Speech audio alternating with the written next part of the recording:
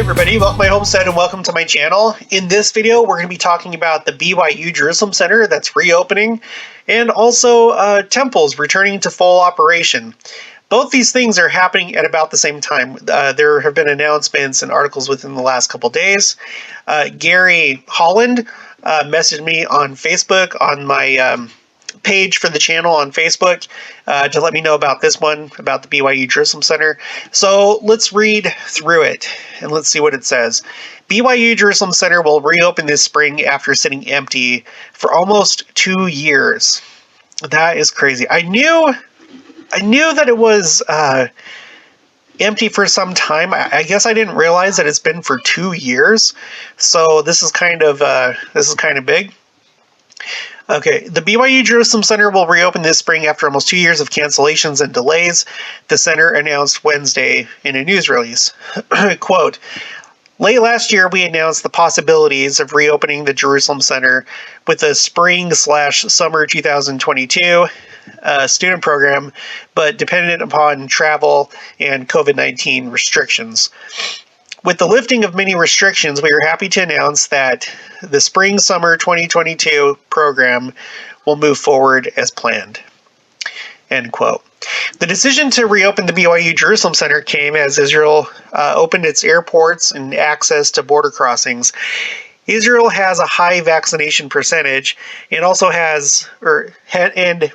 has also witnessed a decline in COVID hospitalizations and death rates, said Jim Curl, assistant to the BYU president for the Jerusalem Center.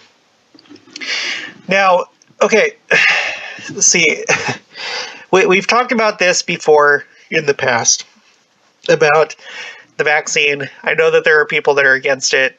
I was one of those people, for all intents and purposes, I am, but I decided to get it simply because the first presidency thought it was important enough to put out to the entire church in their email, encouraging them to get the vaccine. Now, I completely understand why someone would not want to get the vaccine. I didn't really want to get it, but I had faith that if the first presidency and general authorities were going to do it, whatever ill effects it may have, it's going to affect them, and they wouldn't put out something that essentially would harm the church. Okay, I am of the belief, and I'm assuming that you are too, if you're listening to this channel, that the second coming is very soon, possibly within 5, 10, 15 years, something like that. So if this thing is designed to hurt you, kill you, I don't think that that's in the plan. That may be, now this is getting into secret combination stuff. That may be part of the purpose of it. It may not, but if it is, the Lord's plans are not going to be thwarted. Okay.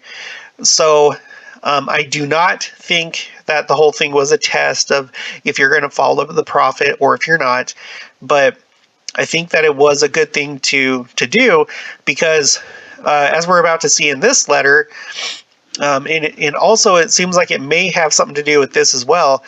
Vaccinations is allowing us to continue operations. I know that some view that as like bowing down to the beast, to the wishes of the beast system and stuff like that. I understand it. But it is more important that temples are operating. And, the BYU Jerusalem Center, I don't know so much about that's so important, but it's good that it is getting back into operation. So let's continue on. This is a great thing for us, Curl said. This is a terrific program. Students are influenced in lots of good ways. We're very happy that things are opening up, and we're going to be able to take students again and make use of a large, spectacular building that is designed to provide the atmosphere in which they can have a unique experience. It's sad to see that it's sad to see that building. That was just a Freudian slip. I inserted beautiful. It's sad to see that building sit empty for almost 2 years. Israel closed its borders March 2020. Let's see. As part of the reopening, students at the BYU Jerusalem Center will be required to follow certain procedures, such as COVID-19 vaccinations are required, KN-95 or equivalent masks will be required at the airport during flights, and as requested by Jerusalem Center administration, no foreign travel to or from U.S. within 2 weeks prior to departure. Isolate as much as possible, at least 2 weeks prior to departure, to minimize risk of COVID-19 exposure. Students are going to have to be patient in ways they probably aren't on campus and haven't been, and everybody's going to have to be patient because while the border is open, there are lots of issues associated with crossing borders now with COVID, and that's going to require a lot of patience. Okay, so that is essentially what's going on with the BYU Jerusalem Center, a building that I feel pretty certain that this is intended to become a temple in the future. I have a whole playlist dedicated to it, so if you're new to the channel, go check that out. It's not just based on a whim or, just because I think it. There's reasons to believe that it will be. There really, really is. But I'm not going to say for sure. But this is a special building, whatever the case. Now, the first presidency put out a message 3 days ago, and this is what it says. Dear brothers and sisters, here, let's zoom in case you want to read along. Dear brothers and sisters, returning temples to full operation. Thank you for your patience during restricted temple operations that occurred because of the COVID-19 pandemic. We are eager to return the temples to full operation as soon as possible. Now that more people are immunized, see, there it is right there. Now that more people are immunized, and I'm not like, yeah, you need to go get immunized. You need to get vaccines. I prayed about it. I know a lot you have prayed about it. Some people have felt that the answer has been not to get it. Some people have. I am one of them, but it looks like this is playing a role in getting temples operational again.